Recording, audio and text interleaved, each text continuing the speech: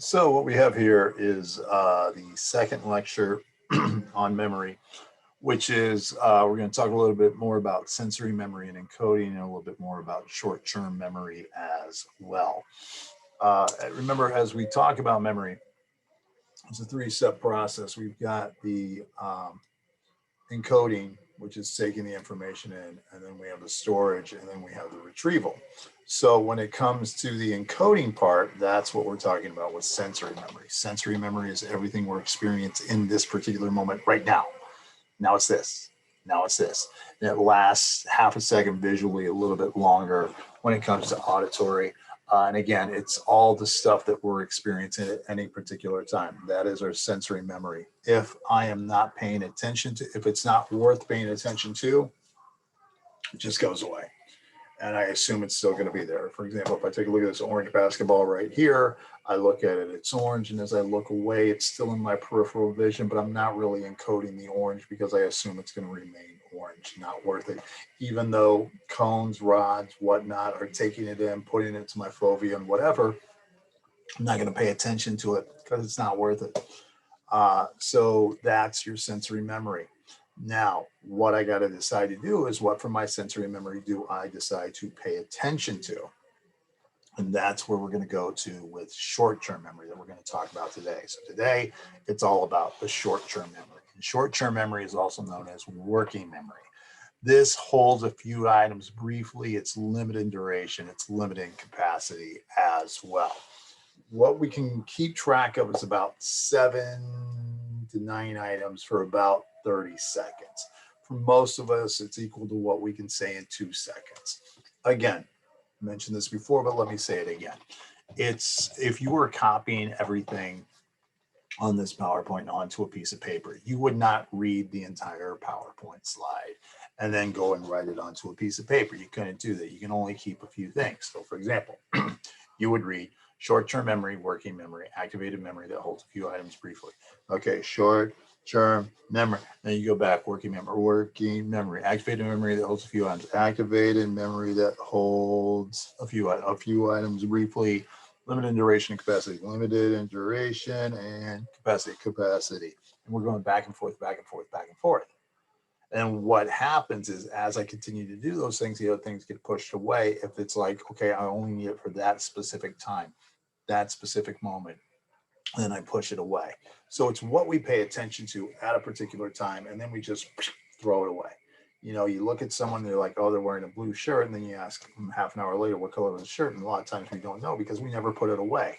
We notice it at the time, and then we go, is it important? I put it away. If it's not important, I don't. It's better for digits than letters because there's only 10 digits, there's 26 letters.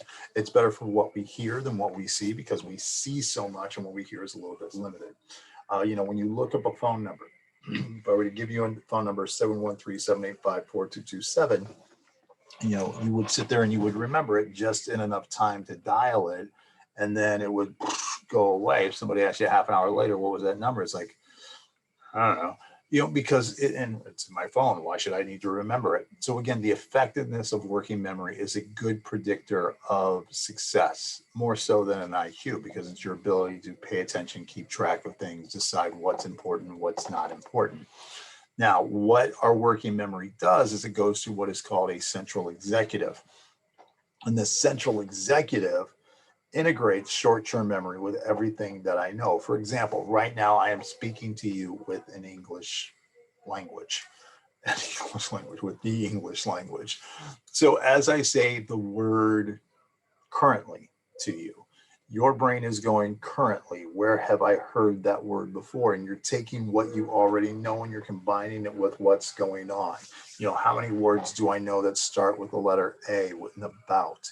And how many ways has about been used in my life? And all those memories of using the word about, and I'm bringing those out and adding it to what's going on here. So again, when we're hearing things that are familiar with us, it's easier to hold on to that because we tie it to something we already know. But when it's something that's strange, when it's something that's odd, when someone's speaking to me in Italian, it's going to be hard for me to remember the syllables and the phonetics and everything else that's being thrown at me because I don't have any experience with the Italian language. So if you can tie it to something you already know, it's more likely to keep your attention, and it's easier for you to be able to process this. This can also impact how you're taking the information in and blind you to very unique stimuli, things that that we don't necessarily pay attention to.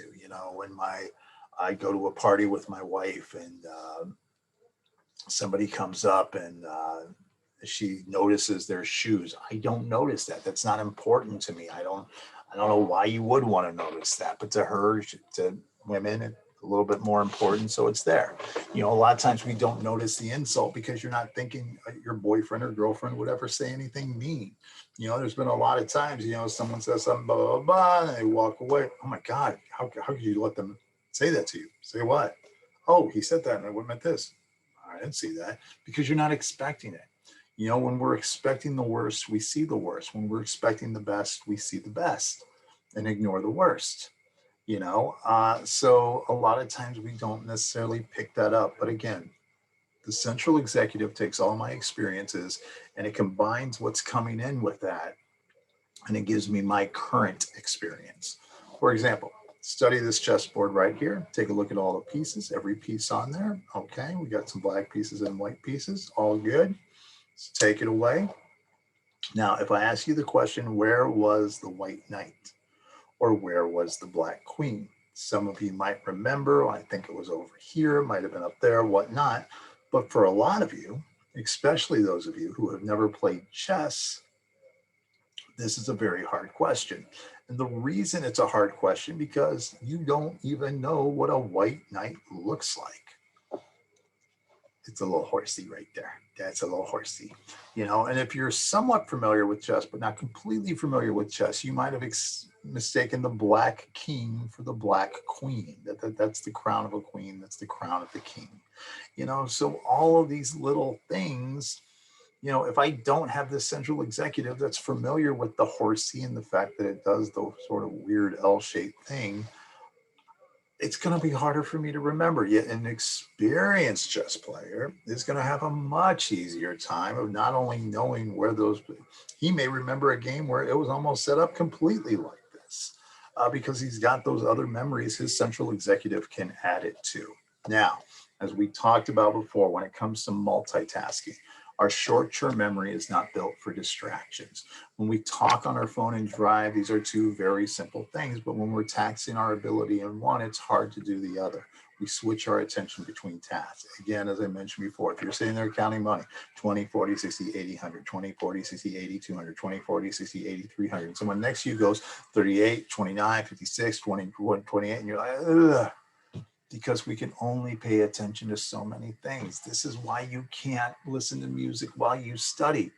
You might enjoy listening to music while you study, but the music is distracting you from any information that's coming in. Lloyd and Margaret Peterson first tested this in 1959. And what they did was they gave people a random set of 3 consonants that had no meaning to them. So you made sure it wasn't like JFK, LBJ, RFK. There were specific initials of some MLK, stuff like that. So what they did, they gave them a random set of consonants, and then they say, start at 100 and count backwards as fast as you can, then try to repeat the letters.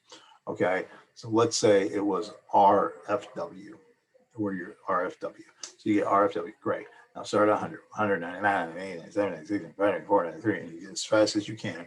Then after 3 seconds, how many can you remember? And then what they noticed was, first off, 10% of the people just forgot the RWJ. I forget what it even was, but 10% of people forgot it right away.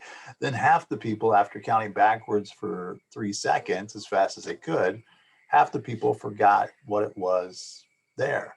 And then only 30% of the people could remember it after they were asked the second time. And then it gets down to 20%, then it gets down to 10%, 5%, and even less, even less, even less.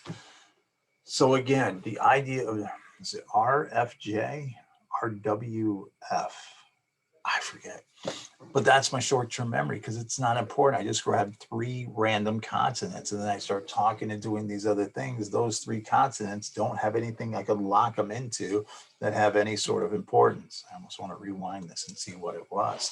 So again, this is our working memory. This is taking information in.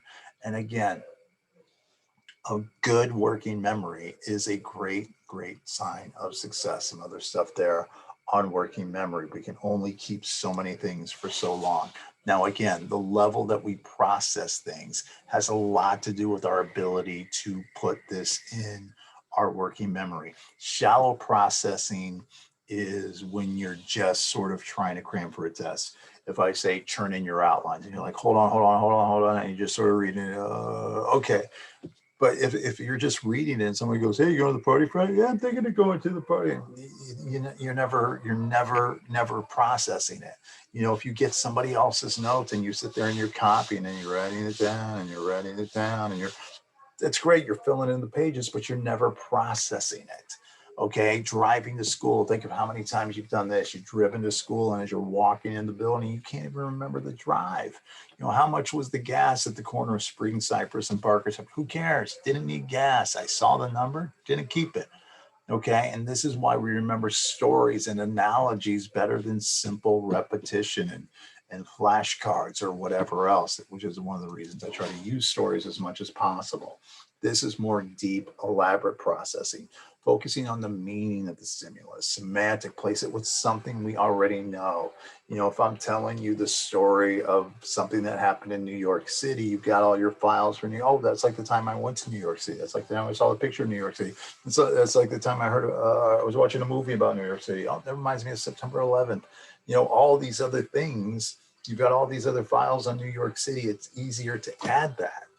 But if I were to tell you a story about Cheyenne, Wyoming, I've never been there. It's going to be harder for you to make that connection because you can't deeply add it to things that you already know, which is why we have favorite subjects, and we do better in our favorite subjects because we've got more of these little files on those.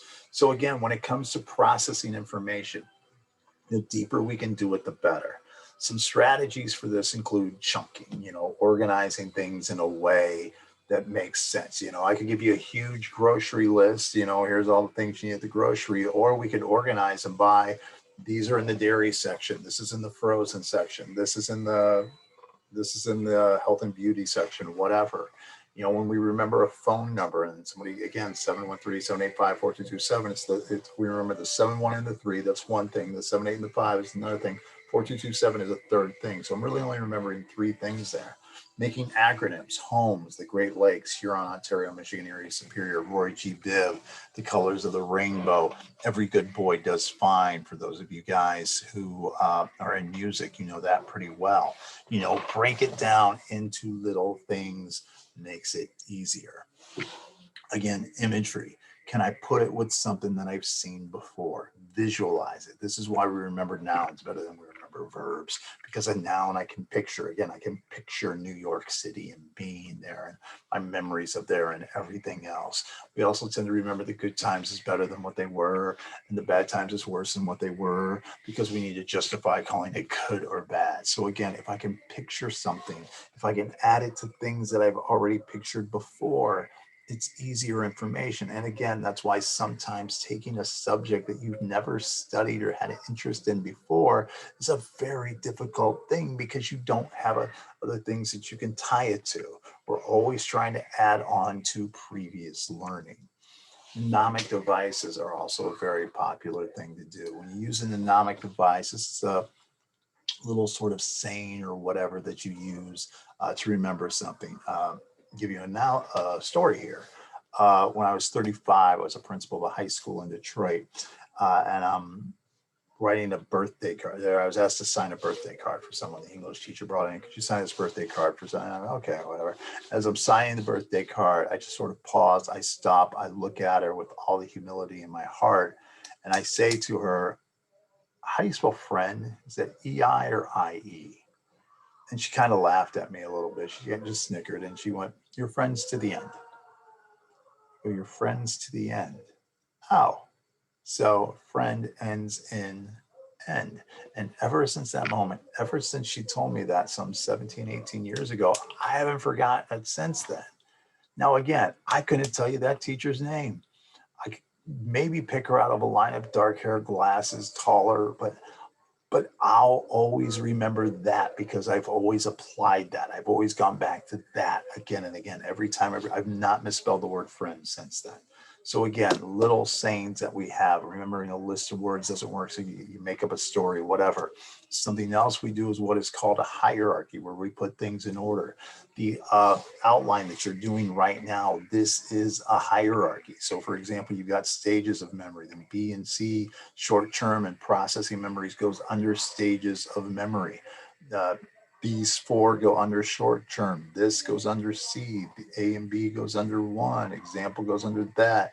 Effortful deep processing. These are all examples that that go under that. So putting things in hierarchy when we talk about types of memory, explicit memories, declarative memories that I consciously recall, implicit, non-declarative that I don't consciously, and semantic and episodic goes under that. This and this goes under that.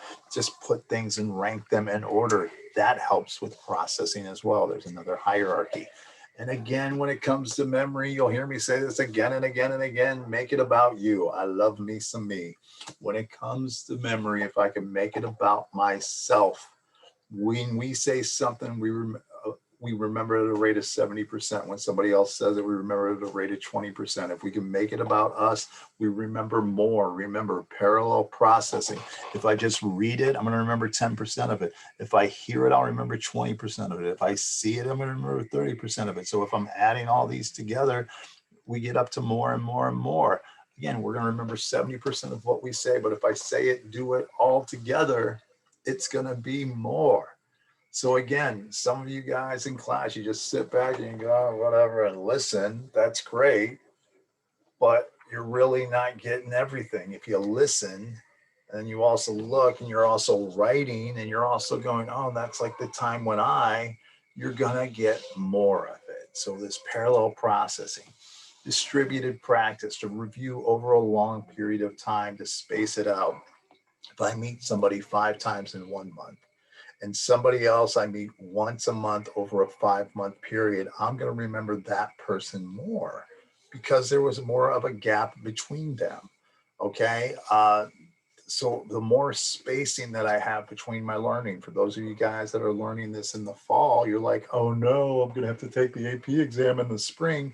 It actually works to your benefit because you go back and you recall and you go back to it again and again and again. Restudying is easier than learning it for the first time. Testing effect. The reason why I tell you guys to go to the AP questions, because you could look at flashcards, you could look at definitions, you could look at the outline, you could look at a glossary all day. That's not how you're going to be evaluated. You're going to be evaluated, can you answer questions? Go and look at the AP questions. Practice makes perfect. It's the reason why if you're playing a sport, the coach likes to scrimmage. Let's take the offense out there. Let's put the defense out there. Let's put 2:28 on the clock. Let's put it on the 28-yard line. Let's go run the offense. So when you get into the real game situation, you feel like, I've been here before. It's the reason why you have dress rehearsals. You go onto the stage where the performance is going to take place. You wear the costume, you wear the makeup, you go through the whole thing. So by the time you're doing it for your performance, you feel like you've been there before. You've done this before. It isn't so difficult for you at that particular time. Sorry, I did make an adjustment there. All right. So again, that is short-term memory. So sensory memory is everything that we're experiencing. Short-term memory are these 7 to 9 items that we're paying attention to. All right. Then what we got to do is we got to take stuff from our short-term memory and go, what in here is worth remembering forever? And that becomes my long-term memory. So my long-term memory is taking stuff from short-term memory, processing it, connecting it to what I already know, and placing it into long-term memory. Now, again, we don't forget information as much as we forget where we put it. All right. Now, sometimes we forget it because we never remembered it in the first place. We never encoded it. We never put it from sensory to short or short to long. You know, when we go back here, sometimes we forget it because it never went from there to there. Sometimes in short-term memory, we forget it because when I went 20, 40, 60, 80, 100, that 20 to the 40 wasn't important, so I threw it away. You know, then if I decide I'm going to encode it and put it into my long-term memory, this is stuff that I've decided is important, whether it's consciously or unconsciously, I've decided to remember this. Some new memories can get in the way of finding old ones. You know, as I remember the names of new students, sometimes that's going to get in the way of names of old students that I had. They don't reside in a single part of your brain. They're stored all over your brain. Your memories, there is not a part of your brain, hey, here's where the memories are. They're everywhere. Because when you think about it, when you think about memories, you know, when we talked about sensation, when we talked about perception, think of when I'm experiencing something, think of how much of your brain is involved. It's what I see. You know, that's my visual cortex. It's what I hear. That's my auditory cortex. It's how what I think about it. It's my parietal cortex. Did I pick it up? Did I feel it? It's my motor cortex, my sensory cortex. Did it make me feel endangered? You know, was it something I wanted? You know, what did other people think about it? So there's all these different parts of my brain that are a part of processing the information that's happening right now. So what happens is, to get to that memory, I got to go to all these different parts of my brain and put it back together again. And that's where sometimes memories can be off, because I don't necessarily get every piece back together, and I don't necessarily get them back the way I put them there. And the gentleman who discovered this and sort of put it into practice right away was Carl Lashley back in 1950, because a lot of people thought, well, what part of your brain is responsible for memories? And he trained rats to run a maze. And then what he would do is he basically would create lesions on their brains and remove part of their brains. But no matter what part of the brain he removed, they still remembered most, if not all, of the maze, which showed that there is no one specific part of the brain that's responsible for memory. Memories are located everywhere. They're located absolutely everywhere.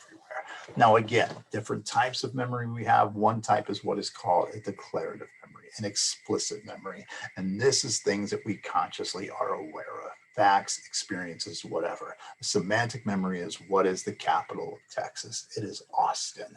I know that. It's a fact. It's something I've learned. It's something in my unconscious that I can go and I can pull out. An episodic memory is something that happened during my life, you know, an episode of my life. So it could be when I visited Austin. The last time I visited in Austin, I stayed in a hotel. It was off of 6th Street. We had when we got there, we had a burger at 6th Street, and then we went onto the UT campus and we saw Hamilton performed live. That's a lot. And then the next day we went to the LBJ library. That's an episode that happened to me in Austin, Texas. And I also saw the state capitol. The fact is that it's the capital of Texas. That's something I learned. Episodic memory is something I've experienced. Okay. Now, the hippocampus, which is this little guy right here that we talked about when we talked about the parts of the brain, this is responsible for memory. Okay, this isn't where memories are located. Again, memories are located all over your brain, but the hippocampus is where short-term memories are sort of playing around at. And when we take the short-term memory and decide this is important, where do I put it into the rest of my brain? So this is kind of the save button. Think hippo save it. All right. If you don't hit the save button, everything goes away. If I'm typing a bunch of things on the computer, making a PowerPoint, making a video, whatever, and suddenly the power goes out and I never hit the save button, guess what happens to everything? It's like I never did it. Same thing with the hippocampus. If you don't save it, if you don't put it away, if it doesn't go through the hippocampus, we don't hold on to that particular memory. So damage to the hippocampus can cause explicit memories to never get sent to long-term memory. A great example of this is a gentleman by the name of Clive Waring. There's a video linked onto this as well. And Clive Waring was a gentleman who had damage to his hippocampus. He had encephalitis in 1987 or so. And as a result, Clive Waring could not make any more new long-term memories. He's forever stuck in short-term memory land. Every moment he is experiencing in the moment, he can't remember what happened a minute ago. He can't remember what happened 30 seconds ago. He can't remember what happened an hour ago. Every moment, it's like he just woke up. He doesn't have any episodic memory since 1987. He can go back to 1987 and before. You know, he remembers he has children, but he remembers his children as very young. His children show up now in their 20s and 30s. He doesn't recognize these kids, but he recognizes them as very, very young. I'm sorry, they'd be in their 30s and 40s by this point. Okay, so his implicit memories seem to be intact. You know, his ability to eat, his ability to dress himself, his ability to play the piano. He can talk, walk, do all these things. His emotions, his language, it's all great. But his episodic memory, he can't learn new things. He can't learn new tasks. He can't learn new facts. You know, the fact that the Berlin Wall came down, you could tell him that and then ask him half an hour later, hey, you know, what's going on in Berlin? Yeah, it's still east and west, because that's the way it was prior to 87. Now, kind of a sweet thing about this story is his wife, Deborah, who's written a book down here about him. He recognizes her because she still looks kind of the same as she did back when they were dating in the 80s or first married in the 80s and had kids. So every time he sees her, it's like he hasn't seen her in 30 years. She can get up, go to the kitchen, pour herself a little cup of tea, come back in, and he's like, oh, how are you? And he's very excited because he can't remember the last time he saw her. And what they did was they had this little notebook, and he would write these words down in this notebook and then draw a line. And then he couldn't remember. He doesn't know how these words got there, but that's his handwriting. He couldn't recognize it. He didn't know how it got there. So eventually they took his notebook away, and he didn't get that upset because the guy didn't remember having a notebook in the first place. That's damage to the hippocampus. And again, there's a video on Clive Waring that is linked to this that you can take a look at. Now, explicit memory in the frontal lobe. The frontal lobe is very important to this because the frontal lobe is what allows us to think hypothetically, moral reasoning. How does this impact other people? You know, how does this impact my personality? How does this impact everything that I'm involved in? Now, again, scary as it is, and we talked about this before, the frontal lobe is the last part of your brain to develop. So again, and the organizing of memories is very hard for younger people as opposed to older people. You know, making sense of words, chunking them together, doing all this stuff, and damage to the hippocampus can cause problems with sending messages to the frontal lobe or getting them from the frontal lobe. There's sometimes that our amygdala can become overactive, and when our amygdala becomes overactive, that can get in the way of a lot of memories. So again, a lot of times when we talk about forgetting, is it truly forgetting?